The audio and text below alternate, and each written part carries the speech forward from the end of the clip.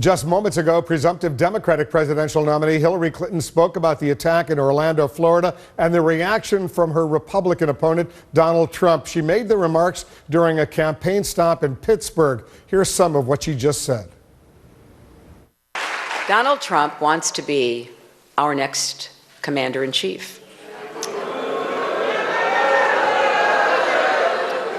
I think we all know that that is a job that demands a calm, collected, and dignified response to these kinds of events.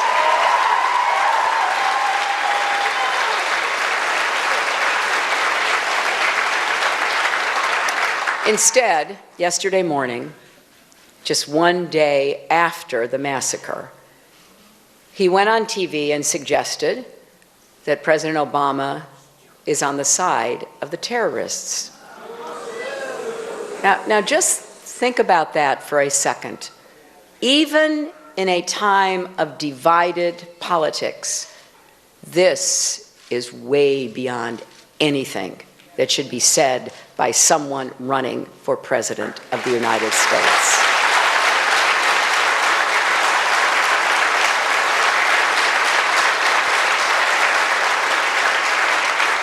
And I have to ask, will responsible Republican leaders stand up to their presumptive nominee, or will they stand by his accusation about our president?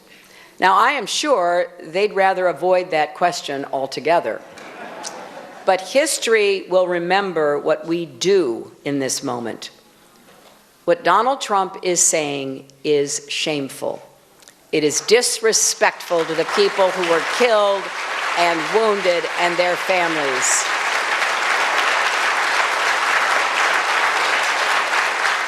And it is yet more evidence that he is temperamentally unfit and totally unqualified to be commander-in-chief.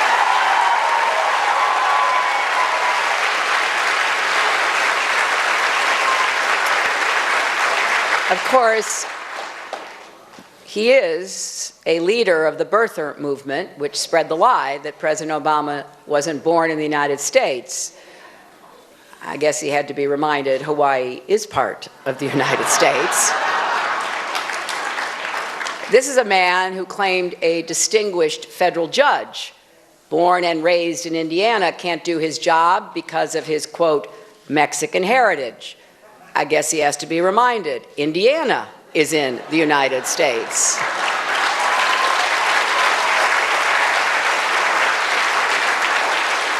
So maybe we shouldn't be surprised.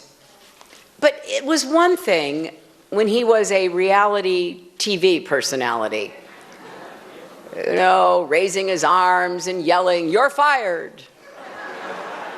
It is another thing altogether when he is the Republican Party's presumptive nominee for president.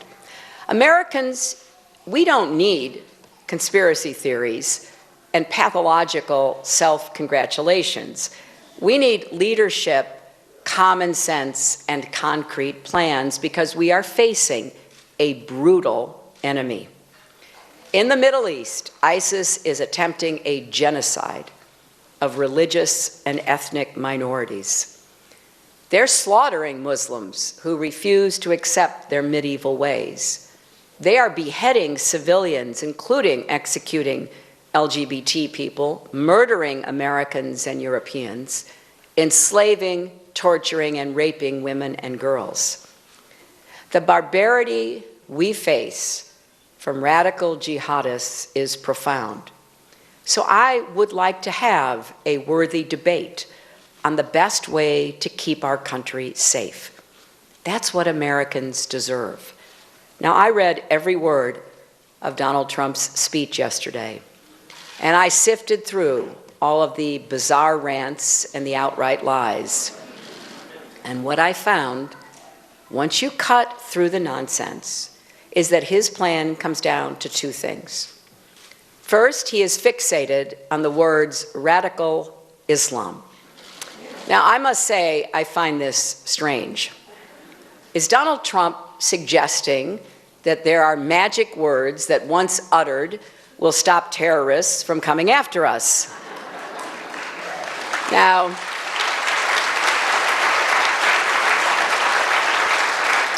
Trump, as usual, is obsessed with name-calling.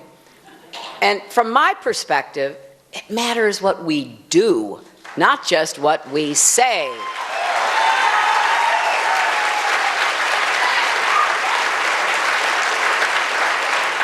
In the end, it didn't matter what we called bin Laden. It mattered that we got bin Laden.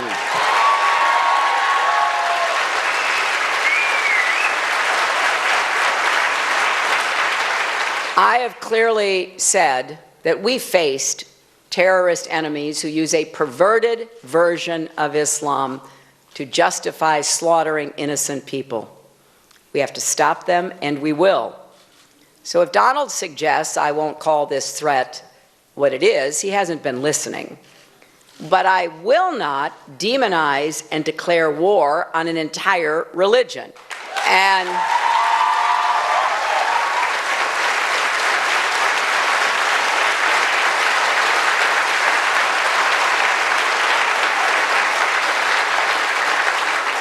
now that we are past the semantic debate, Donald's going to have to come up with something better. He's got one other idea. He wants to ban all Muslims from entering our country. And now he wants to go even further and suspend all immigration from large parts of the world. Now, I've talked before about how this approach is un-American. It goes against everything we stand for as a country, founded on religious freedom. But it is also dangerous. First, we rely on partners in Muslim countries to fight terrorists. This would make it harder. Second, we need to build trust in Muslim communities here at home to counter radicalization, and this would make it harder. Third, Trump's words will be, in fact, they already are, a recruiting tool for ISIS to help them increase its ranks of people willing to do what we saw in Orlando. And fourth, he's turning Americans against Americans, which is exactly what ISIS wants. Leaders who've actually fought terrorists know this. General Petraeus said recently that demonizing a religious faith and its adherents will come at a great cost, not just to our values, but to our men and women in uniform and our national security. Commissioner Bill Bratton of the New York Police Department said, this kind of talk makes his job harder. He has Muslims in his police force, he has Muslims in the community, he needs everybody working together against any potential threat. But Donald won't listen to any of this, not experts like General Petraeus or Commissioner Bratton or anybody, because he says he knows more about ISIS than the generals do. It's almost hard to even think of what to say about that claim.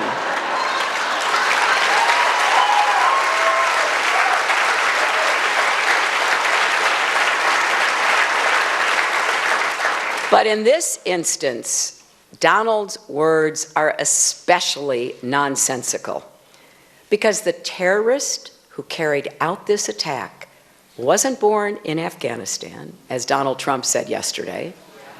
He was born in Queens, New York, just like Donald was himself.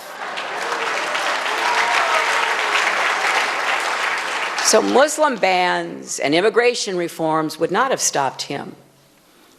They would not have saved a single life in Orlando. And those are the only two ideas Donald Trump put forward yesterday for how to fight ISIS. Beyond that, he said a lot of false things, including about me. He said, I'll abolish the Second Amendment. Well, that's wrong. He said, I'll let a flood of refugees into our country without any screening. That's also wrong. These are demonstrably lies. But he feels compelled to tell them because he has to distract us from the fact he has nothing substantive to say for himself.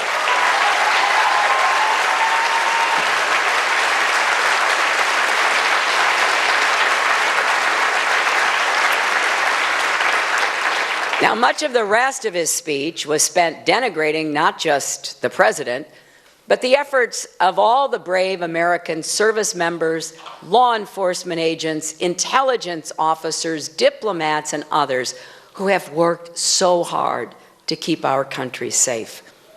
Donald says our military is a disaster and the world is laughing at us. Wrong again.